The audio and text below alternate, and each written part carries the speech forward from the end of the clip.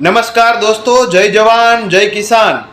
આખરે આપણા બધા ખેડૂત માટેની લડતા જેટલા યુવાનિયા હતા, જેટલા કોઈ પણ પાર્ટી સાથે જોડાયેલ લોકો હતા કે ખેડૂતોને જે માવઠામાં માર પડેલો છે, બરોબર છે, કુદરત દ્વારા આપેલો છે, પણ આ ગુજરાત સરકારના પરિપત્રની વિરુદ્ધમાં જઈને અમુક ગ્રામ પંચાયતના મળતિયાઓ, આગેવાનો અને વીસી આ કટકી બાજો 2 લાખથી માંડીને 3 લાખ સુધીના કટકી કરનારાઓ થઈ જાજો સાવધાન. કારણ કે ગુજરાત સરકારે ઓફિશિયલી જે કૃષિ વિકાસ કમિશનરની કચેરીમાંથી પરિપત્ર આવ્યો છે અને આ પરિપત્ર પ્રમાણે સ્પષ્ટ આદેશ છે કે એક પણ ખેડૂત ભાઈઓને એક પણ રૂપિયો સહાયના ફોર્મનો આપવાનો નથી.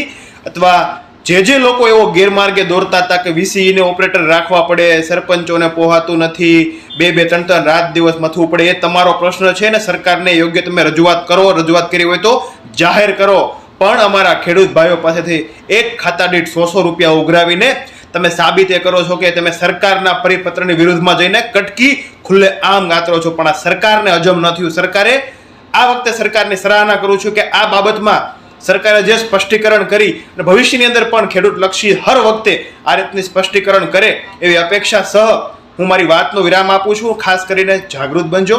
આપણે આસપાસના કોઈ ગેરમાર્ગે દોરતા હોય દરેક ગામડે, કારણ કે ખાતા દીઠ 100 રૂપિયા લેવા એ મોટી ઉઘરાણી, એ કટકી બાજોથી સાવધાન થઈ જાજો. કારણ કે સરકારનો ઓફિશિયલ પરિપત્ર આવી ગયો છે. એક પણ ખેડૂત ભાઈઓને એક પણ રૂપિયો ફોર્મ ભરવાનો આપવાનો નથી. આભાર. અસ્તુ. જય જવાન જય કિસાન.